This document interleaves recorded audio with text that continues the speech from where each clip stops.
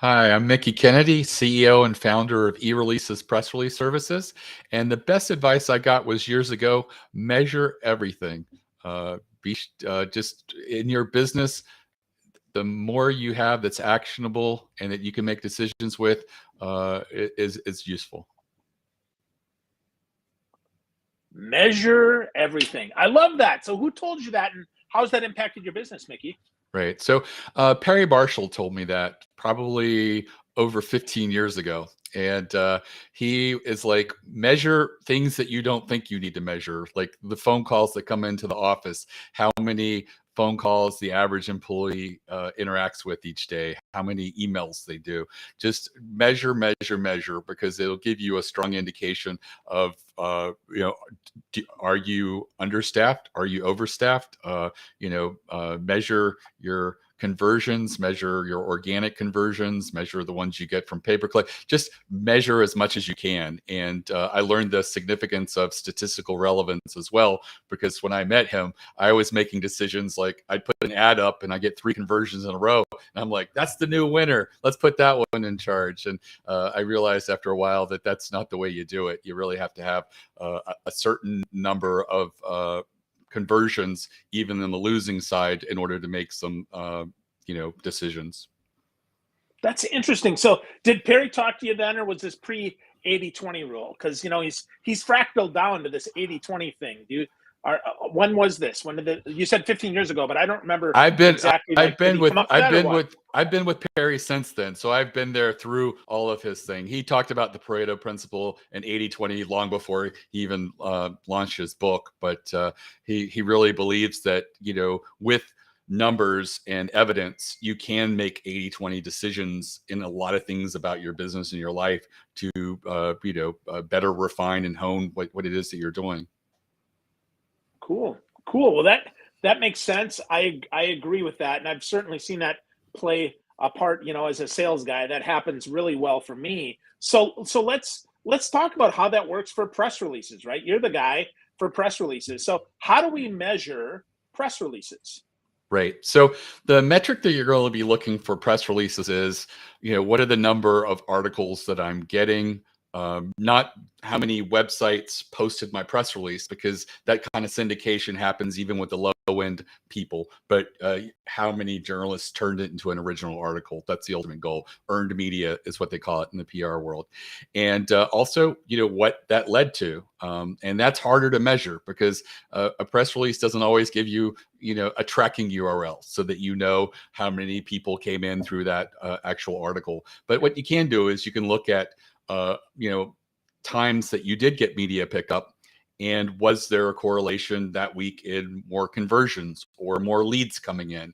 Another thing that you can do when you get earned media is also share it with your leads, because there are people who are always on the fence in your business. And if they see an article about you, that is an implied endorsement. Someone has made a decision that you are significant enough to write about you. So, that might be the thing that tips them over. And so just get it out there to your own customers, your own leads, but also, try to track what's coming into you, because what you'll find is you may not get huge traffic from these articles, but there's a conversion rate that's just unheard of.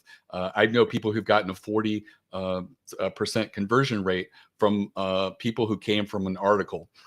It was an Indiegogo thing, but they were able to see that they got, on this day when nobody else knew about them, they got like 240 visitors, and, a certain amount of them converted into backing them. So when people read an article, they feel good. They get this warm feeling. They go check it out, and they want to do business with you. And what they don't do is say, let me open up a new tab and see if I can get this cheaper on Amazon. That's so funny and makes so much sense. So that's kind of, you mentioned that's sort of B2C, right? But from a B2B perspective, right, as a business, can you give me an example of how that plays out for B2B? Right. So B2B is a lot like B2C, except for the end customers or other businesses. And, there are people who influence decision making at businesses in all different walks. But as long as you're communicating to your audience, where you get picked up at, whether it's industry trade publications, or maybe it's even newspapers that focus on a certain industry or things like that. It really can come across lots of different places, but what you're looking for is basically getting in front of people who are potential buyers of your product. Now, that being said, I've actually had customers who have fought me on that. And for example, wanted to go to auto industry trades, even though they were a local auto repair shop in Pennsylvania. And it turns out that their reason was that they were looking for SEO links back to them from auto industry trade publications, because that's very industry specific and very influential. And I also had a customer who was a carpet company in New Jersey who got picked up in all the floor trade publications. And I was like, I don't know that this is going to help you, because none of your customers are reading these. And they were smarter than me. They were better marketers than me, because they showed me this big brag book they put together with like 40 clips of them over the past year. And they said when they go and give someone a quote, they open that and say, look, we've been picked up in Floor Trade Weekly, Floor Coverings Today, the local newspaper, New Jersey Magazine, all of these places have picked us up. And they said that they started converting about 15% more, with the only difference being that brag book, because it makes sense. If you're on the fence about using someone and they're like, well, this one's a little bit cheaper, it's like, but this other one, wow, they are really well known and respected. I would trust them with my flooring. Yeah. So is it only print? Can online be credible as well, or how does that work? Online works as well. I think it with some of the floor trade publications, they were predominantly online. They had moved away from print, so you can still print the articles directly from their website with the masthead and everything like that. You may have to do some Photoshop to make it look really cool, like as if it was on a newspaper or something like that.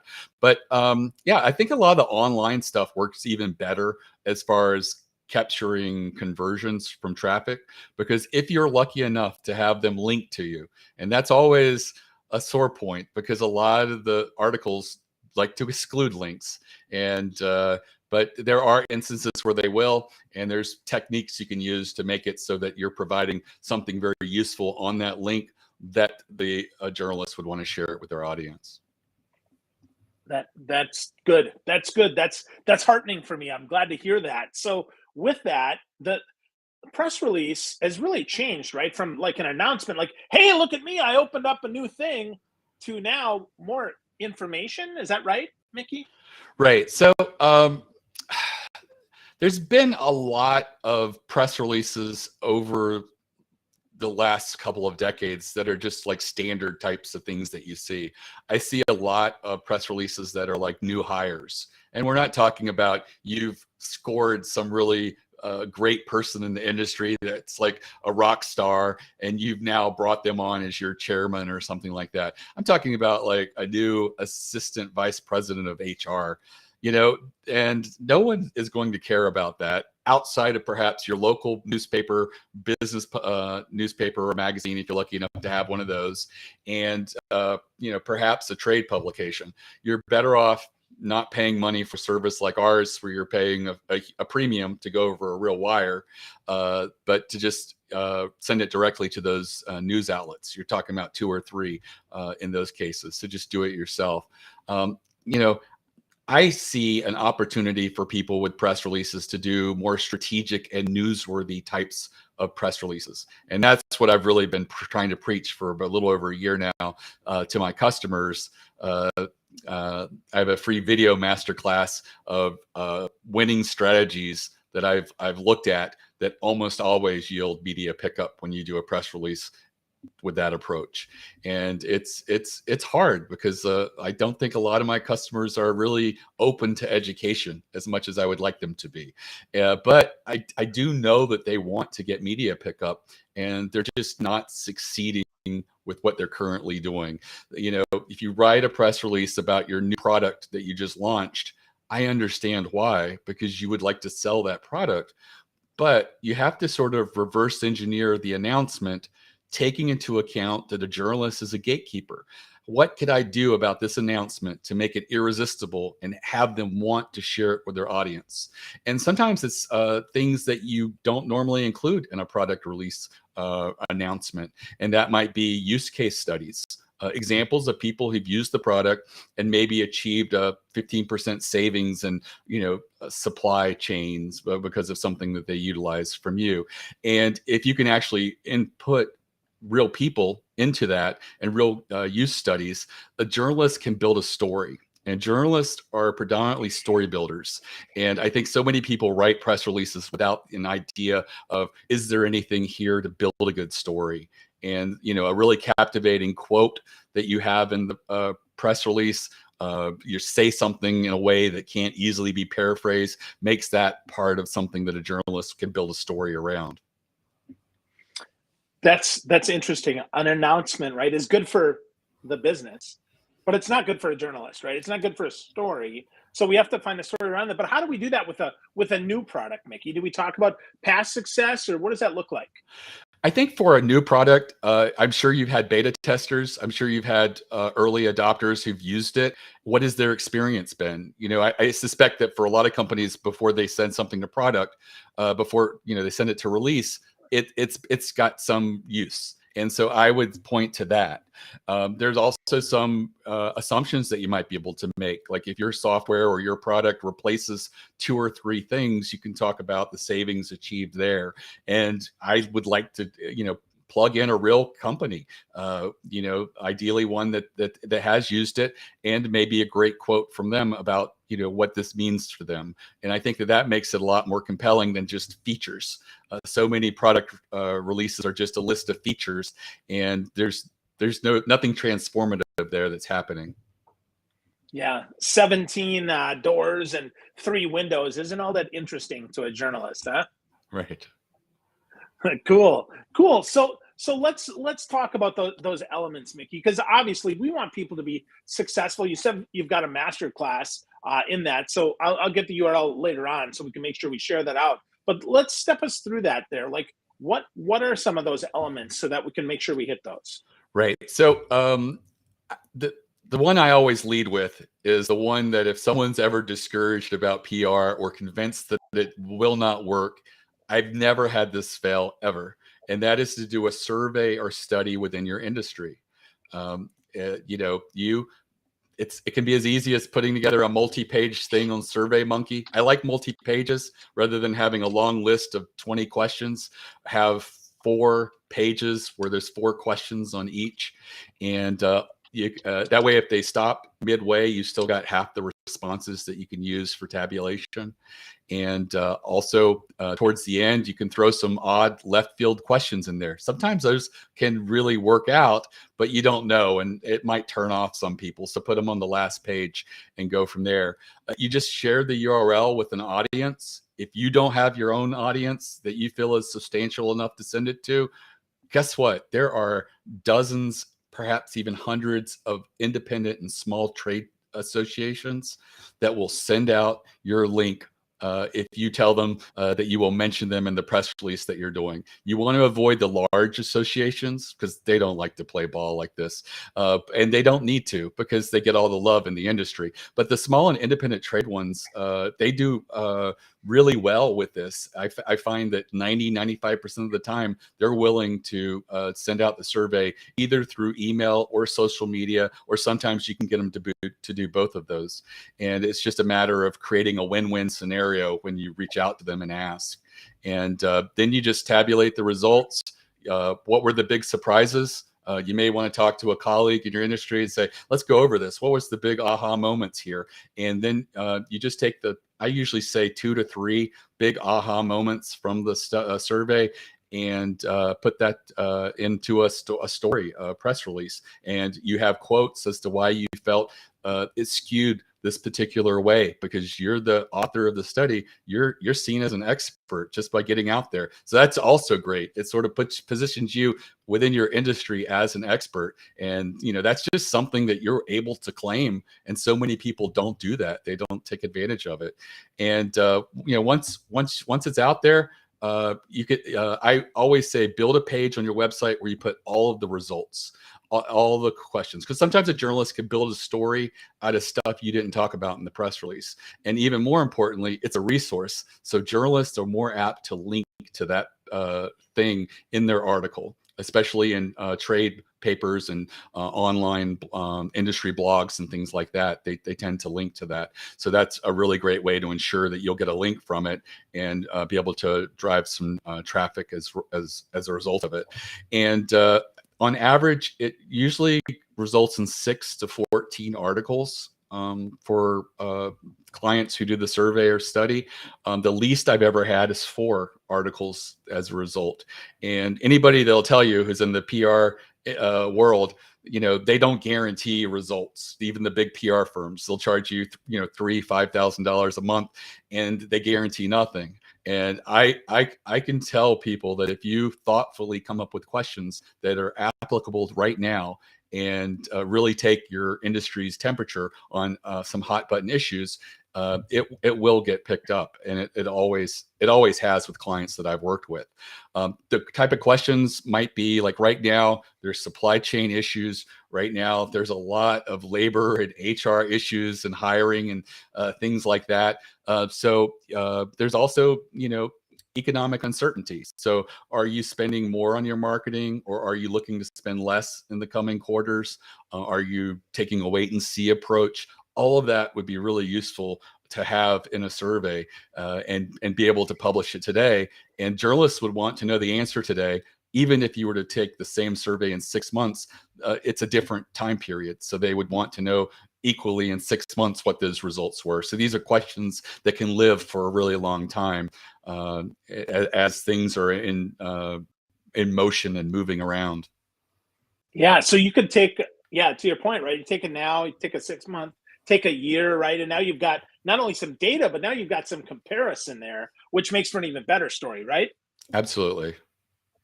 Cool.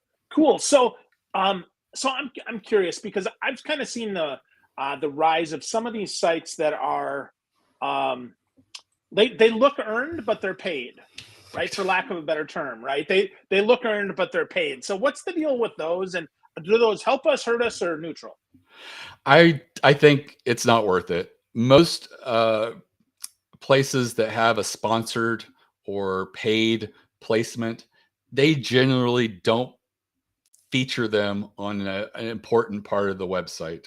And what I feel is it's not the equivalent of an article. And I think that, if it says sponsored or advertised or paid, I think a reader is going to, their ad blinders are going to pop up, and they're going to not feel the same way as if it was a bona fide article.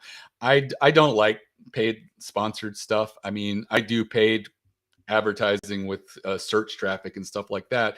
But I think when it comes to articles and things like that, I'm really looking for something that's organic, something that's earned. And it's not impossible. And I think that's why so many people do it. They do a few mediocre press releases that don't do anything, and they think there's no way to really, figure this out or make it work for me without hiring a high-priced PR firm. And then they go to something like sponsored placements or paid articles and things like that. It's just not something that fits with me. And knowing that there's so many things that you could be trying that do have a strong likelihood of getting some media pickup. Okay. So what about TV? Do press releases play on TV? Do they ever get you on TV? Talk to me about that, because I know a lot of people want, more actual video footage, right?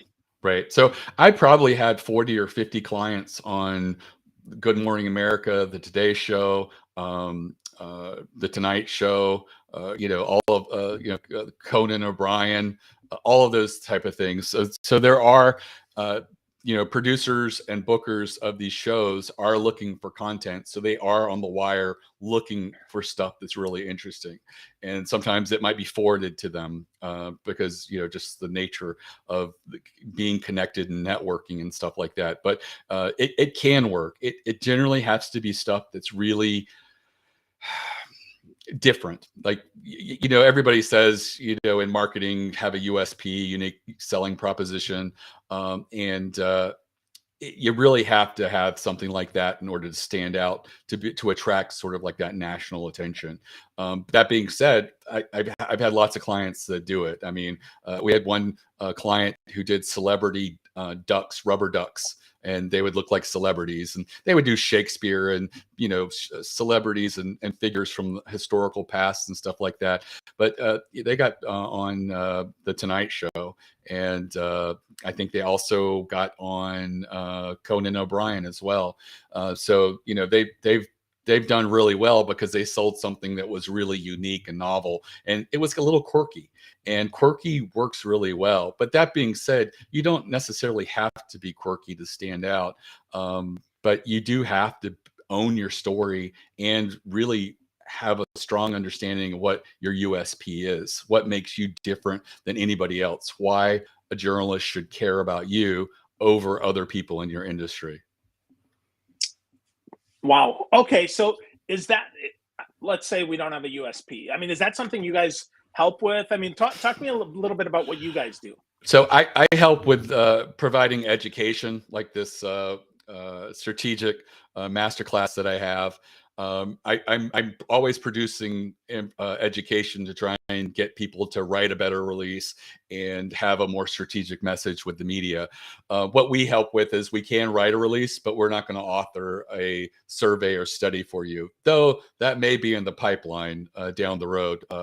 But we can review your press release, give you some tips and resources, let you check out the video masterclass. It's completely free. I'm not trying to make any money on it because I know I'll have better success if I can get all my customers to start doing more strategic releases, because they will get media pickup as a result of what they normally do.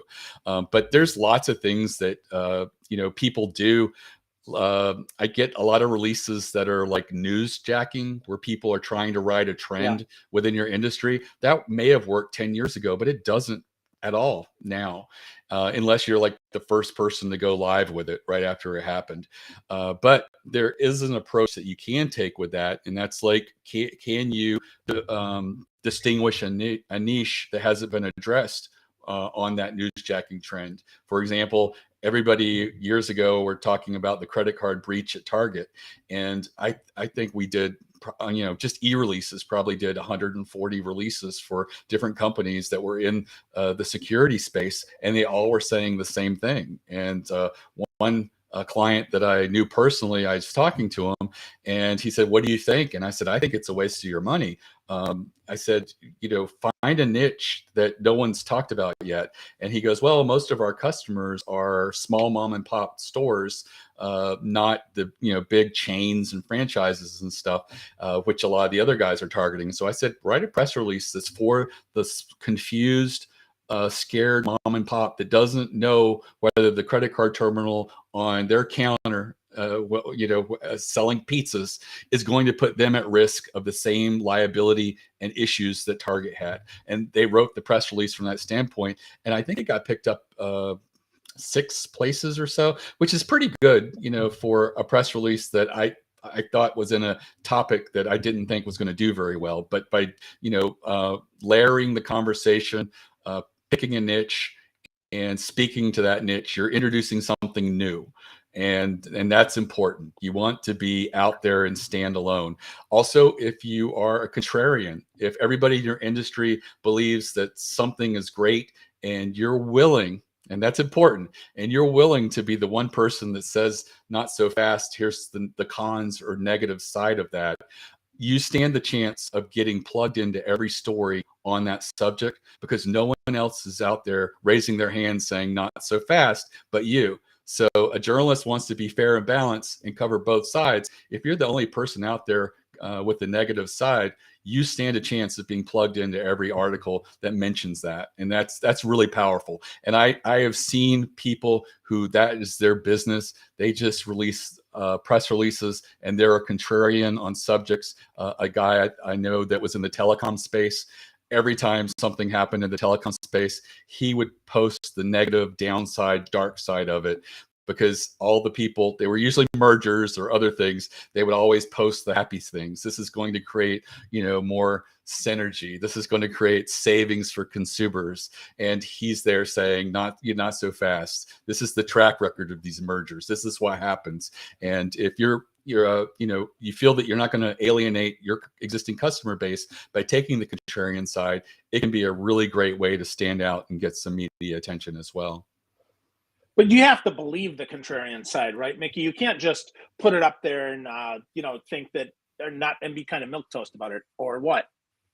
I have had clients that I've coached before who didn't really feel the way the contrarian side, but they brought it as an argument and they were reasonable and it worked effectively for them. Now, you never want to come across as the crazy uncle in a particular industry or anything like that. So that is the risk that you run. And you do run the risk of alienating your customers if it's very controversial. But, there's things like everybody is moving to electric cars right now. And we've got California mandating it by 2035 that all cars have to be electric. And yet they themselves would be the first to admit the grid is not equipped for it to be able to charge all these cars. The mining of the minerals that make up the batteries are not environmentally sound, and the labor issues, the children going into mines to get these minerals, that's not good. Plus the fact that we haven't solved what happens to these batteries at the end of their life. Are we creating an even bigger problem with landfills and things like that at the end of the life of these cars? And, nobody would say, Mickie, that's outlandish, that's crazy. But it is an interesting perspective because so many people just focus on the positive side of it, that there are very few people raising their hand and putting forward these negatives. Wow, that's super instructive. So I don't have to necessarily be 100% behind it, but I've got to structure a reasonable argument. Being a contrarian works. You talked about a multi-page survey of your industry, which I think is freaking brilliant. Hitting a couple of the individual local stuff, right? If you're not a national, do that yourself. That's good too. But what else, Mickie? If we're going to say, okay, friends, you're going to get started doing press releases, and what's the frequency, and then how would they get started? What do you think? I recommend for most small businesses, entrepreneurs, authors, and people like that to try to do 4 a year, so quarterly. If you can do one every other month, that's great too. It generally can build a momentum. So just find something that works naturally for you. If you are just really busy all the time and the most you're going to do is a couple a year, then that's fine. I mean, find what works for you. But I can say that a proper PR campaign of press releases is usually 6 to 8. And generally what you do is you do a batch of 6 to 8 over a time period, whether it's a year or 2 years. And you want to learn from each press release that you're doing. What fell flat, what worked, what resulted in inquiries from journalists, but it didn't quite turn into a story. So there was a little bit of interest here, but it didn't push it over the edge. So what could we do going forward to make it work? There are things that generally work pretty well annually, like towards the end of the year, sending out yearly predictions in your industry and talking about predictions has worked really well. I've had some clients who are so good at it that industry publications ask for them to do a yearly column of predictions and trends and things like that. So recognize, looking at the trade publications, looking at the blogs and other things like that, what are the things that you see do really well, or people they tend to put on the homepage? And it's stuffed with numbers. And so it doesn't have to be your numbers, a survey or study necessarily, but if you are putting together a lot of numbers that are out there and are just, you're compiling them in one space and making them very useful, you can work with that as well and tie yourself into it. There are ways in which positioning yourself as an underdog, journalists love stories, and they love the story that they love most of all is the underdog. And be willing to bear yourself and be authentic about your own struggles I had one client that I really urged them to share a story about how Thanksgiving was wrecked because of these orders they got, and they were in their garage on Thanksgiving Day putting orders together so that when things opened back on Monday, they could ship stuff out for clients. And I said, I really think you should run with that. And so many people want to appear bigger than they are, don't want to acknowledge the growing pains, don't want to acknowledge that they were working out of a garage at their home.